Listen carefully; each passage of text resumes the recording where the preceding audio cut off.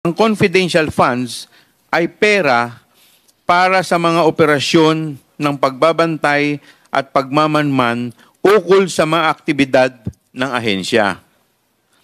While this may seem to be a very specific definition, we cannot help but notice that the joint circular provides very loose requirements for the release of confidential funds to agencies and also requires less specific information and documents in order to liquidate and account for. In Notice of Disallowance number 2024-002-100, the COA disallowed the amount of over 73 million pesos, representing almost 60% of the 125 million pesos in confidential funds allocated to the OVP in 2022. Equally significant is the fact that this amount was indicated to have been fully spent over the period of 11 days.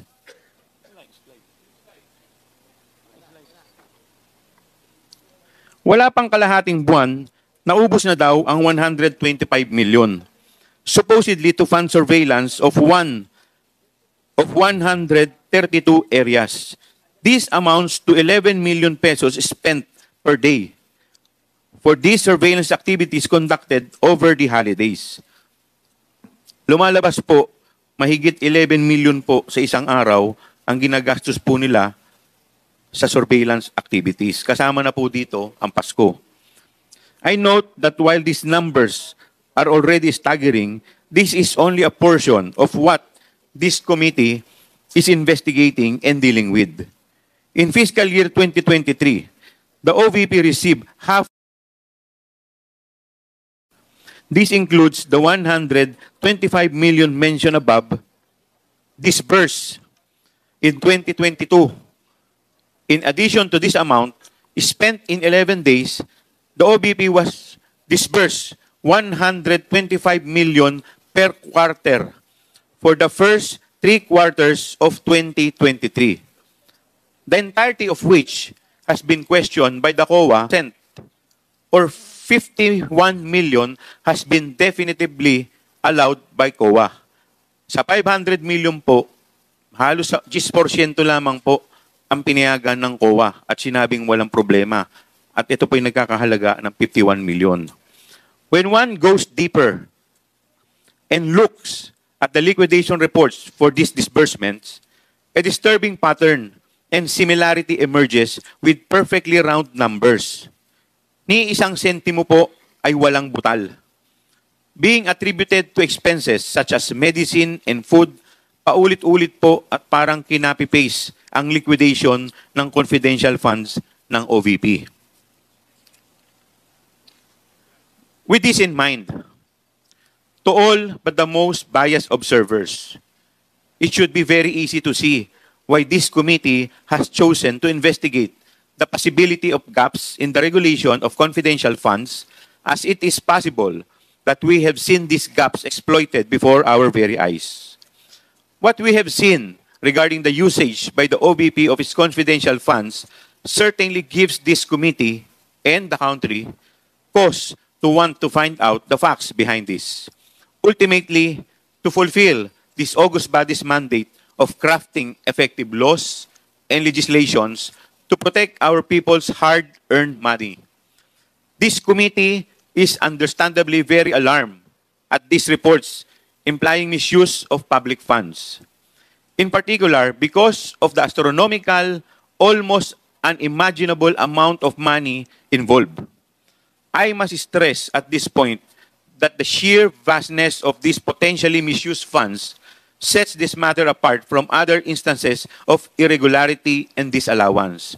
These amounts easily surpass the threshold for the crime of plundering, and regulations are effective enough to protect the money of the people, to investigate and get to the bottom of these glaring irregularities. As we begin today's hearing, I must make this clear. This committee is not about politics, not about attacks. It is not even about the release or approval of any budget, as some have implied. This investigation is not prompted by any motive other than a desire to make the numbers make sense. This committee and these proceedings are about accountability. We seek to learn the truth of how public money, ang pera ng taong bayan, is being used, whether or not our current laws, rules, and procedures are sufficient to ensure the security and safety of these funds. Maraming salamat po.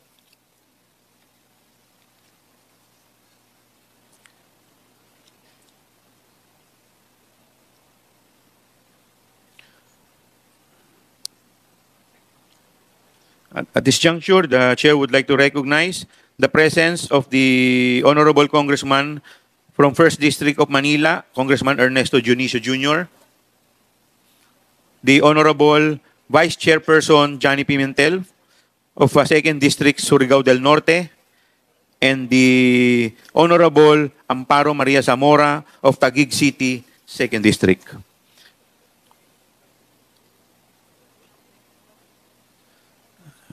In the previous hearing, we have requested our witnesses, guests, and resource person to provide the committee with certain documents. I am informed that the DepEd complied and sent an electronic copy of the bidding documents of the Department of Education, particularly those relating to its procurement activities for 2022 and August 31, 2024. The Bureau of Treasury likewise sent fidelity bond documents of the OVP and DepEd for calendar year 2022 to 2024, as well as designation of employees of both agencies who are appointed as special disbursing officers. The DBM has yet to comply with the request of the committee to furnish the committee a copy of the letter request of the OVP for the release of contingent fund and some request for PS and MOOE in 2022 during the implementation of the 2022 budget. Nandito po ba yung representative ng DBM? Yeah, yes, Mr. Chair, we provide the committee of the letter. Okay. We're just having a clearance for the release of the document, Mr. Chair. Okay, thank you. Maraming salamat po.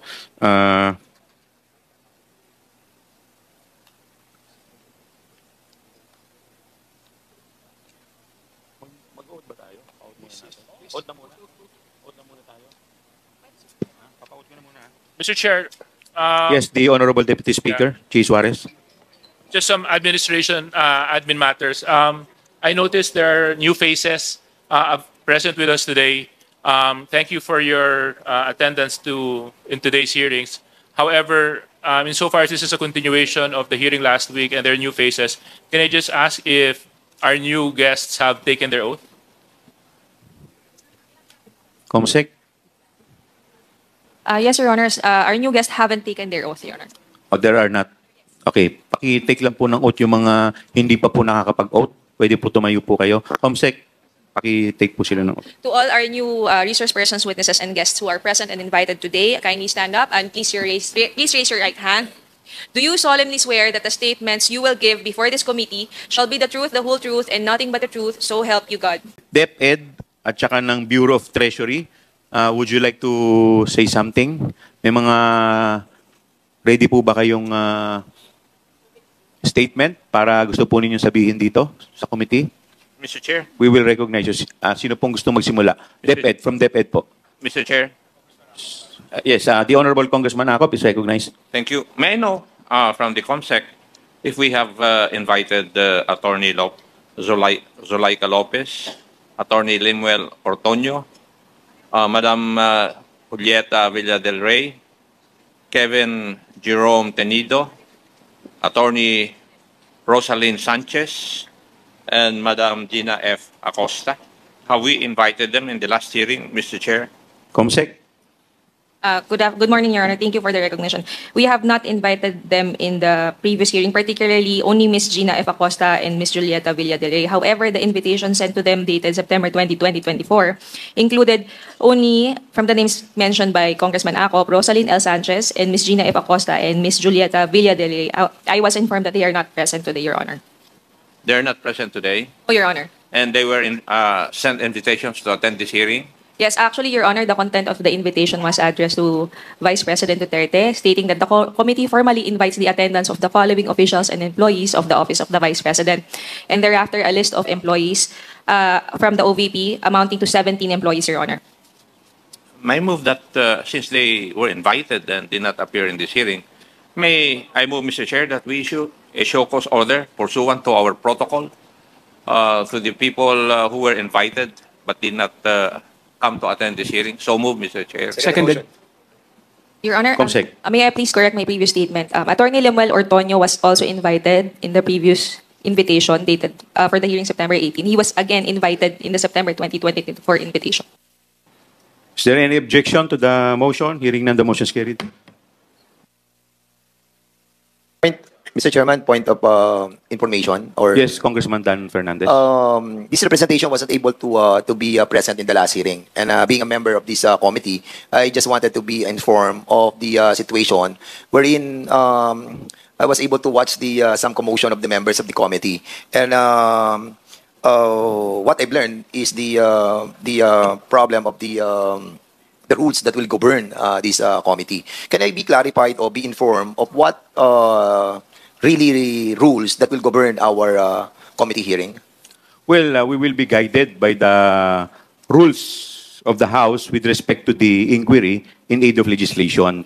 Firstly, Mr. Chair. under the... Mr. Chair. Yes, Congressman Akop, you're recognized. Since the good Honorable Fernandez was not present in the last hearing, for reasons I do not know, there was a question, Your Honor, that was raised in the hearing held on 18 September 2024, whether we would follow the rules of procedure governing proceedings in this committee. And there was also an issue raised that what we should follow should be the rules, the House Rules of Procedure governing inquiries in aid of legislation. Kung matatandaan po ninyo, kung nanood po kayo, si Honorable Rodante Marcoleta questioned a provision of the committee rules, which allegedly we did not follow. Yun po yung dahilan. But if we look at the issue at hand, Mr. Chair, I have here, I prepared a manifestation regarding this issue para ma-satisfy o ma-clarify natin kung ano talaga dapat ang rules na masunod natin. May I be allowed to manifest, Mr. Chair? Please continue, Congressman Yeah. Akop. Considering that the rules of procedure governing inquiries in aid of legislation was adopted subsequent to the rules of procedure governing proceedings before the Committee on Good Governance, this humble representation believes that it is the former that must govern and not the latter. This is the basic rule. Section 21, Article 6 of our Constitution states that inquiries in aid of legislation must be made in accordance with the duly published rules of procedure. I would like to repeat that, Mr. Chair. Duly published rules of procedure of Congress. In other words, the rules of procedure that this committee will follow are those rules of procedure that have been duly published in the official gazette. Following this constitutional mandate, Mr. Chair, this committee is mandated to follow the House Rules of Procedure governing inquiries in aid of legislation, which was approved by the plenary and published on 2 June 2023 in the official gazette. On the other hand, as to the internal rules of this committee, I understand that this has not been published. In this regard, the Supreme Court in Garciliano versus the House of Representatives Committee on Public Information, GR numbers 170338 and 179275 in the year 2008, emphasized that Congress cannot use unpublished rules of procedure in the conduct of its legislative inquiry. This is not to say that the adoption of the internal committee rules was wrong, as this provided guidance to the committee in the conduct of inquiries in aid of legislation, especially considering that at the time we adopted the internal rules, the House Rules of Procedure governing inquiries in aid of legislation has not yet been approved, adopted, or published. So, Mr. Chair, having said that, I think I have the duty to move and submit a motion for this committee to confirm for clarity that it is the House Rules of Procedure governing inquiries in aid of the legislation which governs this proceeding and not the committee rules, Mr. Chair. So move. There's a motion to confirm. Mr. Chairman, before Yes. we move on that matter, no, because this representation believes that the rules that will be governing our conduction of this committee is based on the rules that was approved by the plenary and was published in accordance with the provision of the Constitution under Article what? Article 6. Article 6. Yeah. Article 6.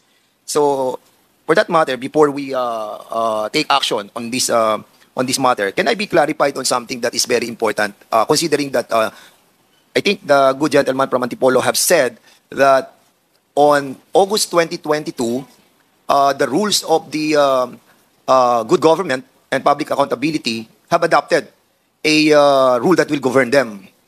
And the House of Representatives on May 2023, as the good gentleman have mentioned, have adopted and published the said rules. Having said those element of time that transpired, no, from August 2022 to May 2023, and considering that the good government adopted that rules, what happened to the resolutions and privileged speeches that was delivered and was referred and undergone the procedure of preliminary determination by the committee and the order of preliminary determination that was conducted by the committee? Will it suffice to say that those hearings that were conducted must be stricken out of the committee records? Congressman Akop. Mr. Chair, for the benefit of the gentleman from Laguna, as I've stated in my manifestation, noong wala pa pong na-approve na House Rules on Inquiry, ang ginagamit po natin ay yung internal rules which was approved by the committee. Yun po. But when the House Rules governing legislative inquiry by Congress was approved, then it already superseded yung ating internal rules. That is the stand of this representation, Your Honor. Thank you. And if I may add, Okay, Congressman. go ahead. I'm Yes. sorry. Yes.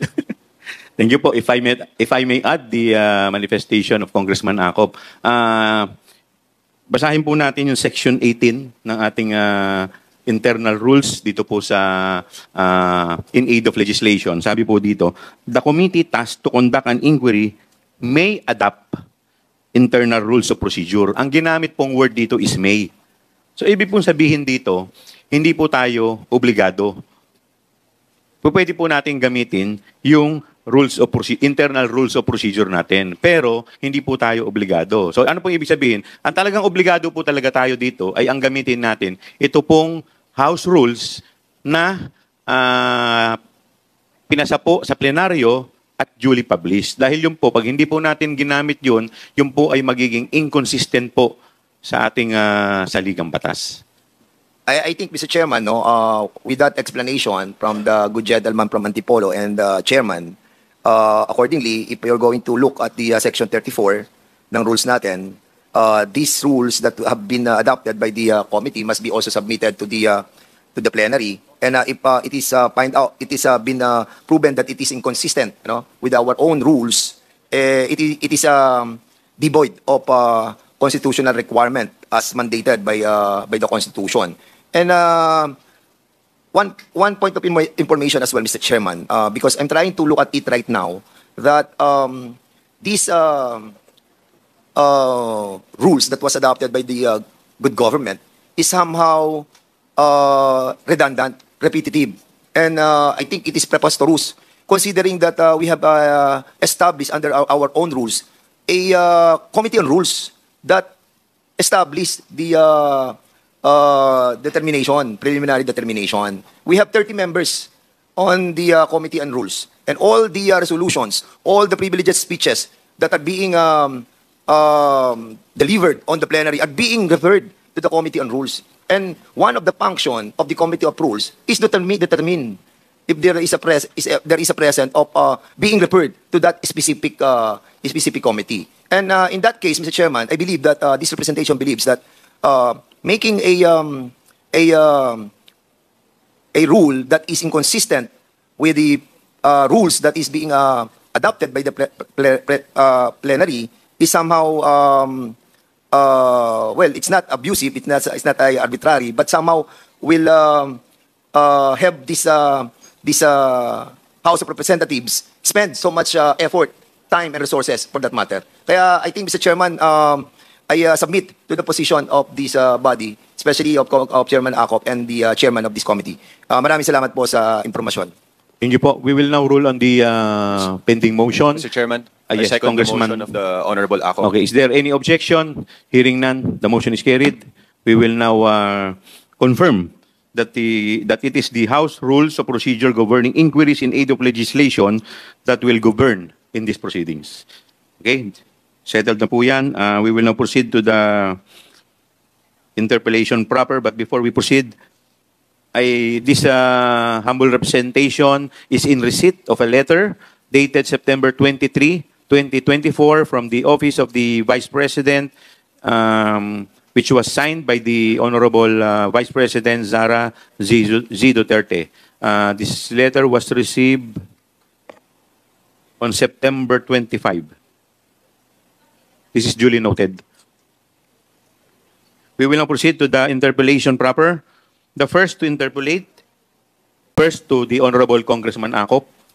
Mr. Chairman, just Yes, Congressman Robert Barbers, you are recognized. Thank you, Mr. Chairman. Mr. Chairman, consistent with the motion that was approved by the House, by the committee, which states that the rules that the committee will adopt will be the rules of procedure governing inquiries in aid of legislation as adopted by the plenary. Yes. And And consistent duly published. and duly published, yes. And consistent with that motion, Mr. Chair, during the last hearing, there was a question raised by a non-member in the person of Honorable colleague Congressman Dante Marcoleta. And as I understand, non-members of the committee may not make any motions in the committee, in the proceedings. And while the jurisdictional issue was raised via a manifestation by Representative Marcoleta, it was a motion which ended with a request that this committee terminate its proceedings. May I know the action of the committee, Mr. Chair? It was denied, considering that Congressman Marcoleta is not a member of this committee, hence he cannot raise a motion. So therefore, the motion of Congressman Marcoleta Out of order. is ruled out of order. Yes. So was there any motion for reconsideration on that particular Wala po. decision? Wala po, dahil hindi naman po siya member eh. Okay. In the first place, wala po siyang locus standi to present a motion. So it is clear that a non-member of the committee may not or cannot make any motion And he cannot even vote. and he cannot even vote. Tama po. Okay. Maraming salamat, Mr. Chair. Mr. Chairman, Yes, Congressman Dan another Fernandez. point of Clarification. information also. May we remind all the members of the House of Representatives to also adhere with the clarification that was entered by Chairman Barbers to remind our members of the House of Representatives, that are not member of any committee to submit themselves to the plenary approval prior to the being a member of any specific committee, because all of the members of this committee and I myself, if I wanted to be a member of any specific committee, I ask the permission of the plenary. And with that, we can avoid some confusion and debate in the committee itself. And that entails time element. Kasi aside from nadi-disturb po yung discussion, is entails also the intention of delaying the investigation that every committee are conducting. With that, Mr. Chairman, I hope that it's a clarification to all the members of the 19th Congress. Maraming salamat po. Mr. Chair, just a parliamentary inquiry. Yes, Congressman Barbers. May I know if Congressman Fernandez and myself is a member of the committee? Yes, you are both members. Maraming salamat. Mr. Chairman, I applied and I put myself in the plenary. Thank you so much, Mr. Chairman. Thank you. And besides, the committee already ruled with respect to the jurisdiction. And yung pong statement po ni Congressman Marcoleta is moot and academic na po dahil po nag-take na po tayo ng jurisdiction. Is there any concern? Mr. Chair. Yes, we will now. Are we going to proceed with the interpellation or this is No, I would just like to make a comment on the... yes, please proceed, Congressman Acop. Yes. Now, since the rule read by the Honorable Barbers stated that non-members of this committee may not make any motions, and we had a non-member state a motion. The question is, what should we do with the motion? I said it's out of order. Now, are we not supposed to move to strike it out of the minutes, Mr. Chair? Is there any motion? Do I hear a motion? I think it is incumbent upon us to have a motion to strike it out from the records of this committee because this will take a bad precedent, Mr. Chairman. Yes. So I move that we strike out the motion that was delivered and manifested by Congressman Marcoleta. Is there any second to the motion? Second. Second, Mr. Chair. Duly seconded. Is there any objection? Hearing none, the motion is carried. We will now proceed to the interpellation. Congressman Acob will be the first interpellator. Please proceed, Congressman Acob. My questions would wait for the time that Madam Gina F. Acosta would be present in the next hearing, but I would just like to ask some questions from COA, if they're present this morning. Thank you. Kailan po nyo inirelease yung COA audit report nyo regarding the office of the OVP regarding the use of the amount of 125 million under line item confidential expenses? Kailan po nyo na-release yung COA report nyo? Sino po ang sasagot? Attorney, sorry, hindi ko po makita yung pangalan. Attorney Camora from COA, please proceed. Good morning, Mr. Chair. As to confidential intelligence and confidential funds, we do not issue any audit reports, just the audit actions, Mr. Chair. Audit action. Yes, Mr. Yes. Chair. Okay, thank you for the clarification. Now, when was the confidential fund in the amount of 125 million transferred to the office of the Vice President?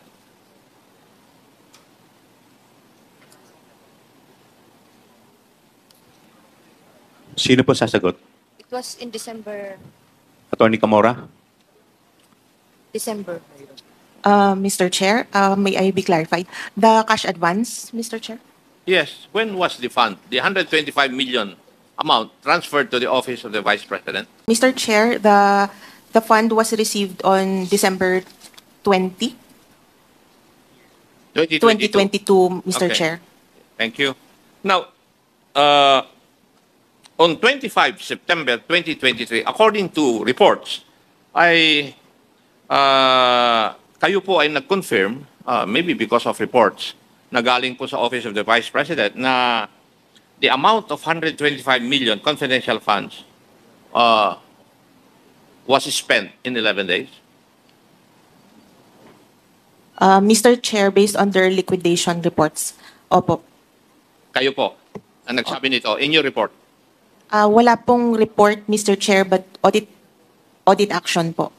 Oh, it's an audit action. At Yes, kino-confirm Mr. nyo Chair. na yung amount na 125 million was spent by the Office of the Vice President in 11 days. And that would be amounting to 11.3 thereabouts million per day. Would that be correct? Tama po ba yun? Mr. Chair, may I ask for the question to be repeated? Ano po? Uulitin ko po. Opo.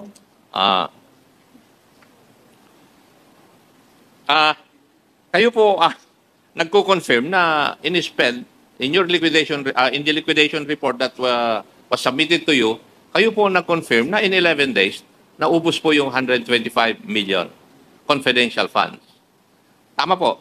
Tama po, Mr. Chair. And that is equivalent to spending 11.3 million a day if it was spent, or if the amount was spent in 11 days. Tama po rin po. Tama po, Mr. Chair, based on Yes. their documents po. And yung 11 days na yon ay nung panahon na from 21 to 31 ng December 2022. Would that also be correct? O tama po ba yun? Based on their accomplishment report, tama po, Mr. Chair. And that is at the height of the holiday season, matatapos na po yung taon, di po ba? Tama po, Mr. Chair. At lahat po ng ahensya ng gobyerno nagmamadali na ma-spend yung kanilang pera na nasa kanilang opisina. Di po ba? Kasi Ang nangyayari po, hindi ba, kung minsan, December 31, pinapaspasan po ng mga opisina ng gobyerno ang pag-liquidate po ng mga pondo na nasa kanila. Hindi po ba tama yun? Alam ko po yun dahil naging controller po ako ng Philippine National Police noong Chief PNP si Senator Lacson at yun ang nangyayari eh. Kayo po ang sasagot, hindi na po siya. That's correct po, Your Honor. Yes. Paki-address niyo po yung chair sa... Antakantayin niyo po na-recognize kayo. You are Miss Sofia Gemora? Yes, Your Honor. Okay, please continue.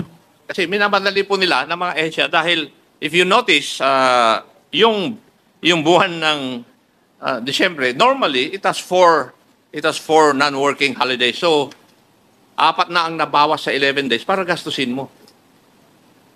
Tama rin po ba?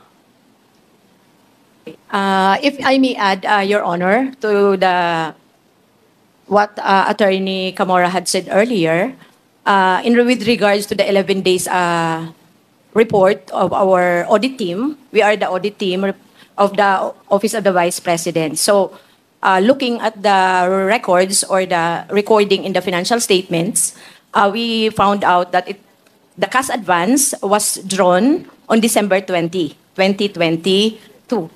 And on December 31, looking at the financial statements, there was an expenditures recorded of the same amount, the 125 million. So that was the reason why we, of course, it's correct to say that that was the 125 million was expended in 11 days. Now, because of this, the COA issued a notice of disallowance, 73,287,000 from the 125 million confidential funds disbursed by the Office of the Vice President in 2022. Tama rin po ba? Tama po, Mr. Chair. Now, may I know kung ano po yung mga dahilan po ninyo bakit nag-issue po kayo ng notice of disallowance doon po sa expenditure on confidential funds by the Office of the Vice President? Pwede po bang malaman yung rason po ninyo? Attorney Gamora.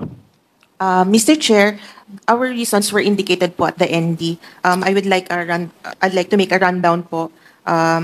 Yung may issue po sa payment of rewards nila, may issue sa payment of charging payment for tables, chairs, desktop computers, and printers to the confidential fund, and also a non-submission of the revised accomplishment report, Mr. Chair. Yun po yung official reason why you COA issued a notice of disallowance. Tama rin po. Tama po, Mr. Chair. Now, may I ask, meron po siguro kayong breakdown ng expenditure of the confidential funds. Meron po ba kayo?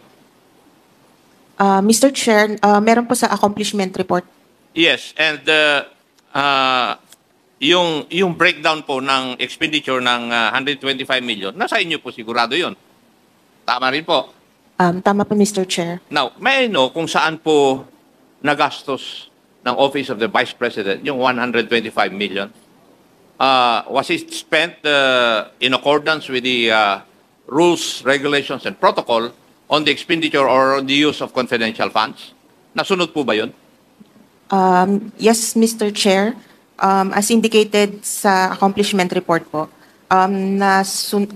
na-liquidate naman po nila based on confidential expenses as required by the joint circular po, Mr. Chair. If I may, alam naman po ninyo yung section 4.8 of joint circular number 2015-01 Yes, Mr. on the Chair. use of confidential funds. Po, Mr. Chair. Now, categorically, yung po bang items na kung saan ginamit yung confidential funds ay naaayon po dito sa circular na ito? Opo, Mr. Chair. Kung naaayon sa circular na ito, bakit kayo nag-issue ng notice of disallowance? Mr. Chair, as to yung first finding, meron po kasing specific requirement ang joint circular na document na hindi po nila na-submit or nag-submit sila pero hindi po sufficient siya to answer the requirement of the joint circular, Mr. Chair. Na-mention kanina ni Chairman, the Honorable Joel Chua, na in the accomplishment report of the President, if I remember it right, meron pong ginamit na yung surveillance in 132 places. Tama ba, Mr. Chair? Yung Areas po yun. narinig ko na yun, 132 areas po. yes. Yung 125 million, parang ginamit po yan in 132 areas. Yes, accordingly, it was 100% compliance. Hindi po ba sa tingin ng COA, medyo kwan ito? Medyo imposible? Mr. Chair, parang based on other parang okay lang naman po siya. Kami po ay gumagamit din po ng intelligence fund. Ay nanggaling po ako sa service At alam ko na mahirap gawin ito. I will conduct surveillance in 132 areas in 11 days. Tapos kayo ngayon sa COA, sinasabi ninyo na posible pala ito. Samantalang kami on the ground na gumagawa nito noong ako'y nasa serbisyo, nahirapan po kami. So, what is your basis na pwedeng sabihin na posible ito, Madam COA?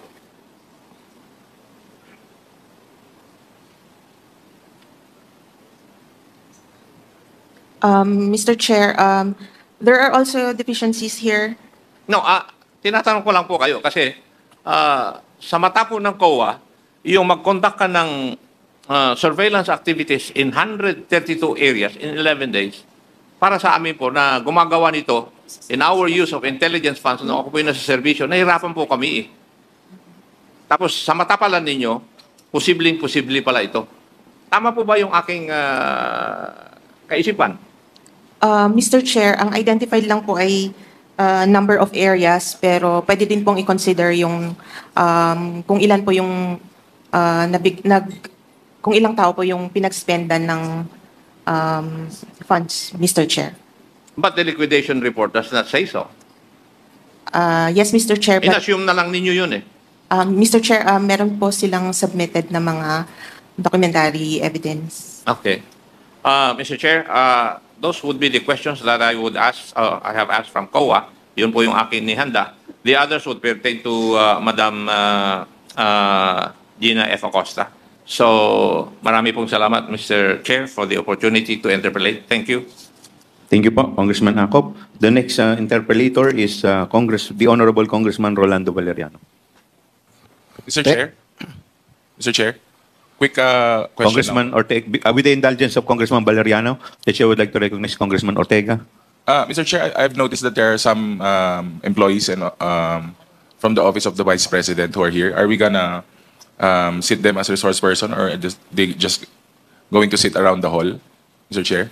I was informed a while ago that the spokesman of the Vice Mayor is Vice President is representing the DepEd, not the Office of the Vice President.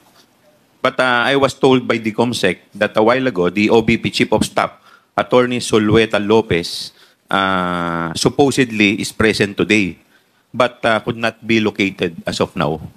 May I know if Attorney Solueta Lopez is here inside the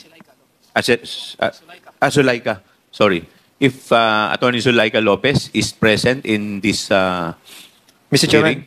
I think Yusek Powa is the spokesperson of the Vice President. Maybe he can answer on your query, considering that he knows all about the OVP. Yes, would you like to please join us? Mr. Chairman, good morning. Yes, morning to the members morning, of the Yusek Powa. Powa. I have not seen Yusek Zulaika since I arrived this morning. And to be very honest with you, I do not know if she was even here today. But I don't think she's with us at the moment. For the OVP matters, let me just manifest, Mr. Chair, Your Honors, that I only joined OVP po kasi itong August. Okay. So, and only as a spokesperson, I am only a consultant in the Office of the Vice President as her spokesperson. So, sa totoo lang po, I will not be competent to answer any questions as regards yung operations pa po talaga ng OVP at this point, Your Honors. Well, Mr. Chairman, if Yes, Congressman was he Fernandez. not given authority to answer some queries from this committee? Do you have any authority from Mr. the Chair? Office of the Vice President? Mr. Chair, I was not given po any authority today. I am appearing today because part of the invitations given to the DepEd family also included my name. So that is the only reason why I decided to appear po today before you. Okay. Okay po ba sa inyo yan? Okay, we will now proceed to the... But before I recognize Congressman Valeriano, the Chair would like to recognize the presence of Honorable Clarice Ann Hernandez of the Lone District of Calamba City. Good morning po, ma'am. Sino po ba? And Congressman Kit Flores. Yes, morning po. Congressman Valeriano, please proceed. Thank you, Mr. Chairman. Just a bit background lang po.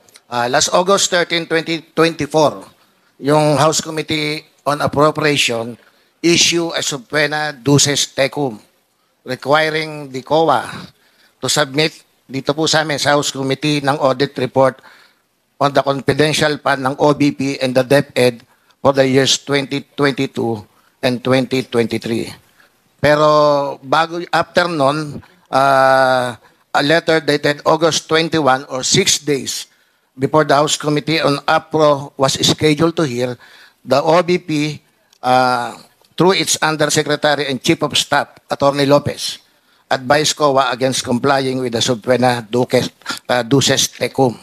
So, yung katanungan ko po sa COA, Commission on Audit, kay Ms. Martha Rosat, ma'am, wala po yata si Honorable Cordoba? He's not. Okay, sa inyo na lang po, ma'am.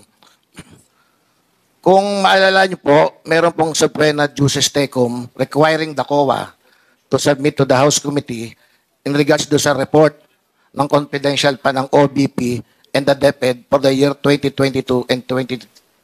Tama po? Your Honor, Mr. Chair, Please Your wait to Honor. be recognized. Ms. Martha Roxanne Sese, you are recognized. Yes. Mr. Chair, Your Honor, may I request for a repetition of the question, please?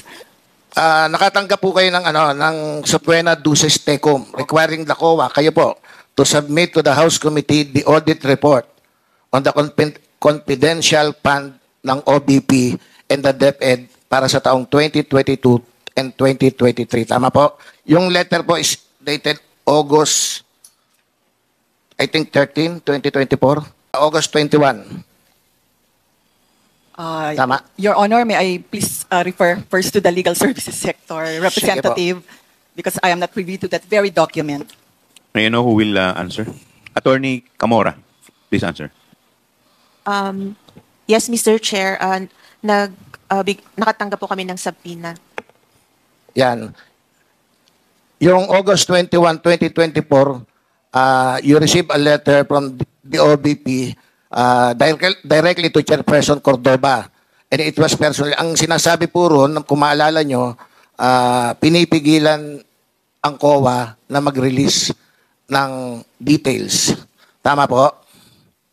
Tama po, Mr. Chair. Sino po ang nag-receive ng letter? Mr. Chair, sa Office of the Chairperson po. Sa Office of the Chair. Binigay po ba, anyway, wala si Chairman pero baka kaya niya pong sagutin. Binigay po ba kaagad dito personally kay Chairman Cordoba or dinaan pa sa kanyang mga staff?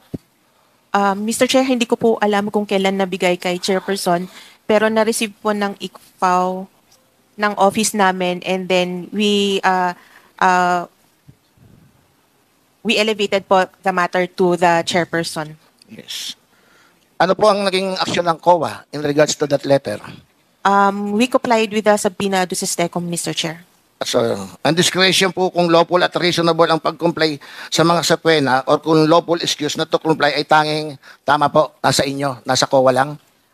Yes, Mr. Chairman, pong COA rules. Yeah, at bilang constitutional independent body, hindi po maaring diktahan. Basta-basta ang COA, tama po? Being an independent body, tama po, Mr. Chair. Lalo na po kung ito ay in relation to the constitutional duties ng COA gaya ng pag-o-audit sa ahensya ng kahit anong government agency. Tama po? Tama naman po, Mr. Chair. Under the presumption of regularity, ang COA ay kailangan mag-comply sa mga subpoena as a matter of course. Tama po ba? Tama po, Mr. Chair. So, did the COA reply? Yes, Mr. Chair. We replied to the subpoena duces tecum. Okay. Nagkaroon po ba ng exchange of correspondence na sagutan yung OVP tsaka yung COA in regards po doon sa request nila?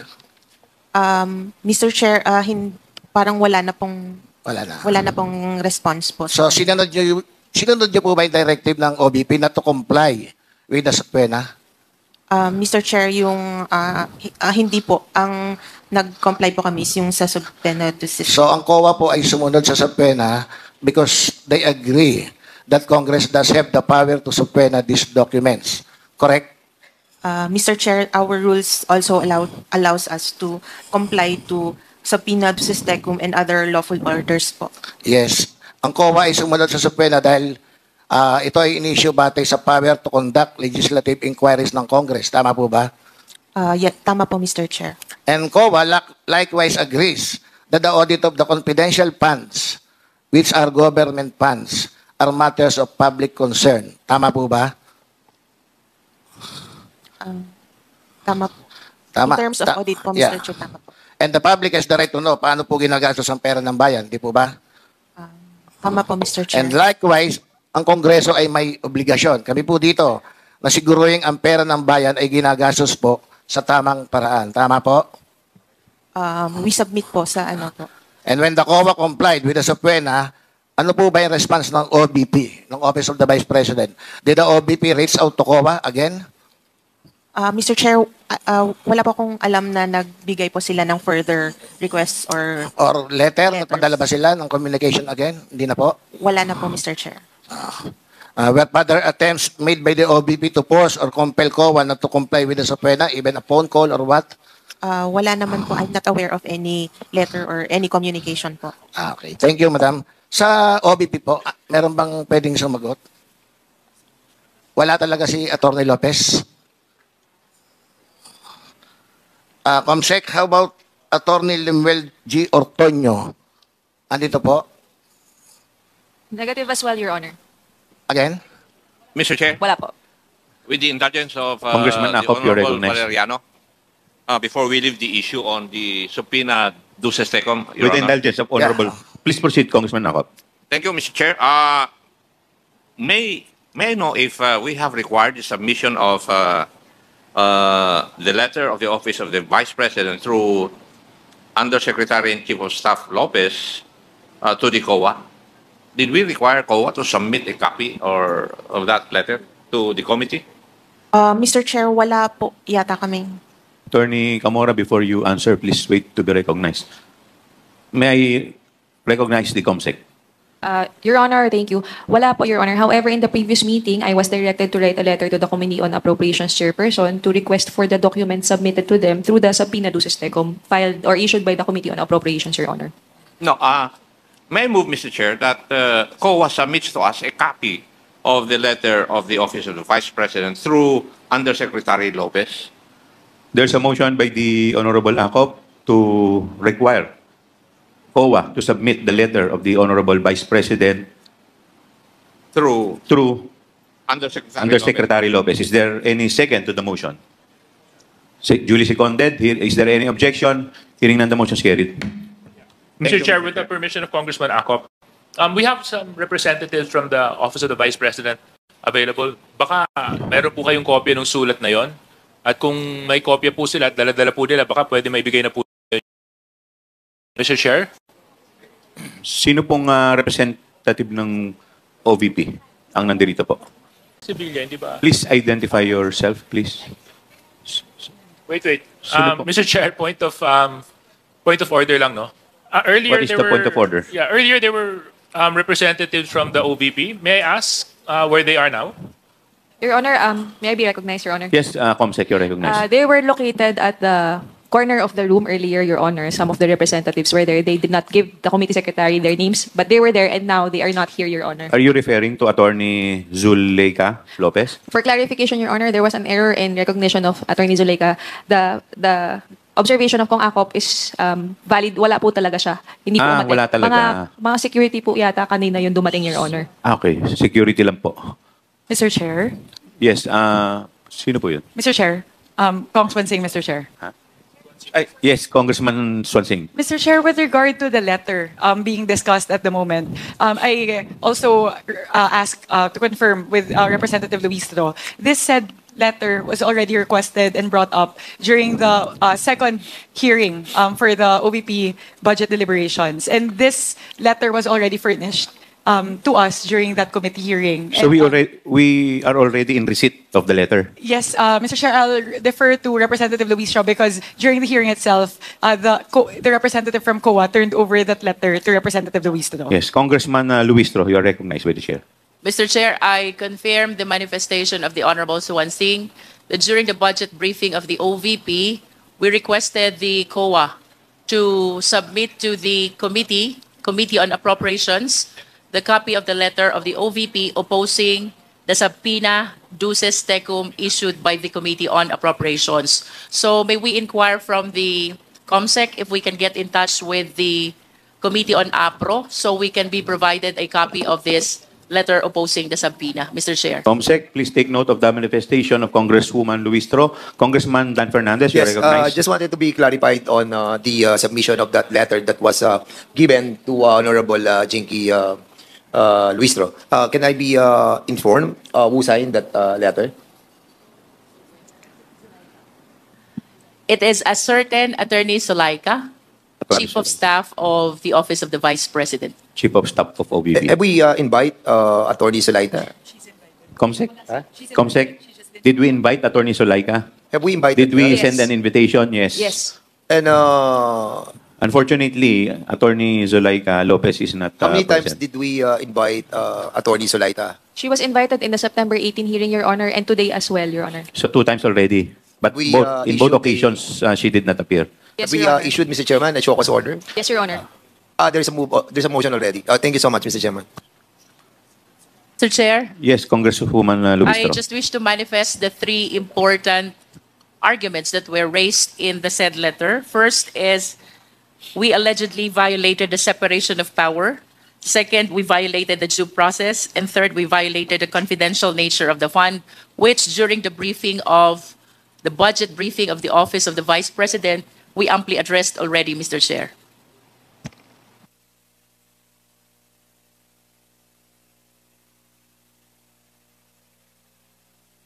Nagmanifest lang, di ba? Mr. Chair, while we are waiting for the copy of that letter from the Committee on APRO, I shared the 3 arguments which were raised in the said letter. First is the separation of power rule. Second is the due process. And third is the confidential nature of the fund. During the budget briefing, Mr. Chair, we amply addressed already these 3 issues. Okay, duly noted, Congresswoman Luistro. Mr. Chair. Yes, please continue your interpellation, Congressman Valeriano. Ang problem po, yung sunod ko sanang tanong in regards do sa letter na ginawa ni Atty. Lopez ay sa OVP na or any representative from the Office of the Vice President, pero wala po sila kahit isa, Mr. Chair. So, tinatapos ko na po yung pagtatanong ko. At meron na po bang representative from the OVP? Wala pa rin po, COMSEC. May I be recognized, Your Honor? Yes, COMSEC, I you're was recognized. informed by the registration that there was one representative who signed in the registration. Her name is Marie Cristel Axalan, while the rest did not register, Your Honor. And they are not here anymore. Marie Cristel Axalan signed the registration, Your Honor. She signed in the registration, Yes. but she is not physically present. She was here a while ago. She was here. Some of them were here a while ago, and now they cannot be located, Your Honor. Okay.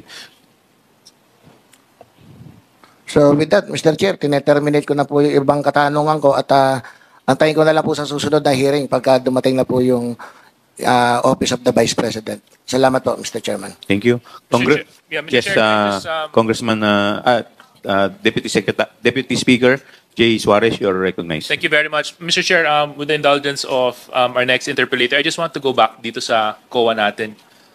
Attorney Camora, apo, nabanggit niyo po kanina na nakapag-submit po ng documents tungkol po dun sa liquidation ng 125 million in 11 days, no? Attorney Camora. Tama po, Mr. Chair. Can you please submit to the committee the documents that were submitted? Mr. Chair, since it was already subpoenaed by the Committee on Appropriations, we can only comply through subpoena din po. Okay. It was subpoenaed by the Committee on Appropriation. Yes, Mr. So Chair. nasa Committee on Appropriation po yung documents. Tama po ba? Yes, Mr. Chair. Maybe we can ask the COMSEC to request for a copy of the said documents? Yes, Mr. Chair. Actually, that was the next motion that I was gonna push forward, is that we request a copy of the documents that were transmitted to the Committee on Appropriations, just so that we can go through these documents. No? Thank you very much, Mr. Chair. Mr. Chair. Of course, and of course, it should also include the 32 areas, no? Yes. Did you submit the list of the 32 areas covered by the period of December 21 to December 31, 2022? Mr. Chair, we can provide the copies to the committee upon issuance of subpoena din po. Upon the issuance of subpoena? Duces tecum. Do I hear a motion for the issuance? So moved, Mr. Chair. There's a motion to issue a subpoena duces tecum with respect to the 32 areas covered covering December 21 to December 31, 2022 with respect to the 125 million confidential fund. Is there any second to the motion? Second, Mr. Chair. Duly seconded. Is there any objection? Hearing none, the motion is carried. Yes, Mr. Congressman Luistro, you're recognized. I wish to go back to the letter opposing the subpoena issued by the Congress, specifically the Committee on Appropriations, Mr. Chair. I wish to manifest that the letter is dated August 21, 2024. So I humbly submit that during this time, Attorney Powa is already connected with the Office of the Vice President, and I wish to believe that he can enlighten us with respect to the questions to be propounded by the Honorable Valeriano, Mr. Chair. Attorney Powa, could you please join us? Mr. Chair. Yes, may I be Attorney Powa. recognized? Yes. I confirm the statement made by the Honorable Congresswoman that I was already, in fact, the spokesperson at that time, August 21, I believe. However, Mr. Chair, I really do not have the competence because I am not an employee of the OVP. I was only engaged to be the spokesperson at that point. And so I was not part of the drafting of such letter and was not part of anything with that letter. But if there's anything that I can contribute, then I will be willing to do so, Mr. Chair. Would you like to proceed, Congressman? Mr. Chairman, opo, baka... Mr. Chair, with the indulgence of Representative Congressman Valeriano. Manica Sonsing. Very quickly lang po. May I ask Mr. Chair a clarificatory question on the motion a while ago? How many areas po yung covered nung subpoena duces tecum? 132 areas. Okay, yun lang, Mr. Chair. Just wanted to clarify because I heard 32 po. So we just wanted to make sure 132 is correct. That's correct, Mr. Chair. Thank you very much po. Thank you. Just to be clear, the motion was duly approved with respect to 132 areas. Okay po ba, Powa? Yes, Mr. Chair. Attorney Again, Powa. my apologies. But again, I just have to at least state for the record, Your Honors, that the Vice President really did not authorize me to represent her or the OVP in this proceeding po. I really am here because I was part of the invitees doon po sa DepEd invite na pinadala po. So with that, Mr. Chair, hindi rin niya pwedeng sagutin yung mga tanong ko in regards to the OVP, to the Office of the Vice President. Opo. Mr. Chair, Yes, please continue. gustuhin ko man po kasi hindi po talaga ako authorized. So I'm afraid whatever I say might also be questioned later on, Your Honors. Okay. Hindi talaga po ako inauthorized ng Vice Presidente natin eh. Okay, thank you po. We will now proceed to the next interpellator, the Honorable Dan Fernandez. Yes. Wala naman po ako masyadong tanong, Mr. Chairman. Medyo nakaka-worry lang po talaga itong 125 million for 11 days. For the information of everybody, I became the mayor of Santa Rosa, and yung confidential fund ko is like 7 million per quarter. And it's really hard for me to use, to utilize that amount for 3 months. And this amount is so huge that needs to be investigated rightly. Dito po sa Mr. Chairman, you have presented something, and I tried to secure the documents that you have presented a while ago. So I'll be dwelling on this information that you have given this committee. I hope that the COA have the liberty to say something on this disallowed portion of that 125 million, and that was issued by COA, no? Yung 73 million. Doon po ba sa purchase of information, lumalabas po dito that 14 million is the purchase of information, and this was spent for 11 days. So basically, it is 1.2 million per day for the purchase of information. What do you mean by purchase of information? Can you kindly explain to us what is a purchase of information? Mr. Chairman. Sino pong sasagot? Attorney Camora, please answer. Mr. Chair, based po on the joint circular regarding the guidelines on COA, confidential funds, purchase of information pertains to those information necessary for the formulation and implementation of program activities and projects relevant to the national security and peace and order. And with the submission of the Office of the President, or Office of the Vice President, regarding to this 14 million that was submitted by them, you deem it right to disallow the 14 million Mr. Chair, 14 million purchase of information. It's not part of the notice of disallowance, Mr. Chair. The 14 million is not part of the 73 million?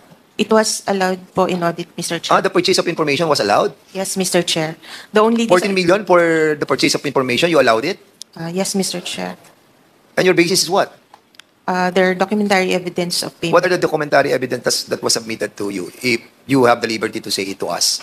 Mr. Chair, since it's already on the merits of the case, since it's already touching on the merits of the case, and we can only comment on those that we have submitted to the through the subpoena to SESTECOM, and since the notice of disallowance is not yet final, we cannot yet discuss on the merits of the notice of disallowance. Okay, I respect that. So, medyo na worry lang ako dito sa purchase of information that amounted to 14 million for 11 days. And you have approved it. Yes, Mr. Chair. Mr. Chair, since it's not yet final, Did you have this ito na lang po, hindi naman to mag-incriminate sa inyo, no? So, yung bang 14 million, may kasama mga equipments na binili? Ibang item po, Mr. Chair, ang equipments. So, yung purchase of information is all about information or data that you have gathered that you have approved sa COA? Yes, Mr. Chair. Congressman Fernandez, if I just make point of clarification. Deputy Speaker. Yeah. May I just be informed as to what type of information was purchased? Before you answer, Attorney Camora, let me first recognize the Honorable Joseph Stephen Paduano of Abang Lingkod and the Honorable Vice Chairman, Senior Vice Chairman Benvenido Abante. Please continue. Mr. Chair, again, we cannot comment on it since it forms part of the merits of the case. But I would like to inform the body po that the entire ND is still subject to appeal to the adjudication of the commission proper. These are just the judgment of the auditors. I do understand the position of Attorney Camora. My question is, what type of information? Kasi sabi po dito, purchase of information. Anong klaseng information yun? Is it... Mr. Chair, I could only say that these are part of what is required under the joint circular, which is this information necessary for the formulation and implementation of programs, activities, and projects relevant to national security and peace and order. Okay. I'm just curious kasi ngayon ako nakakita ng item na purchase of information. So anyway, I'm sorry, Congressman Fernandez, and I ate into your time. Hindi kasi, Mr. Chairman, I agree with the million divided mo sa 11. That is 1.2 million for the information that wanted to be purchased by the Office of the Vice President and was approved by the COA. And that worries me a lot, no? Until, siguro kung mga 4 months yan or in 1 year yan, acceptable yan. But in a day, 1.2? And if purchase of information a day? Pwede po bang isang tanong lang? Yes, sir.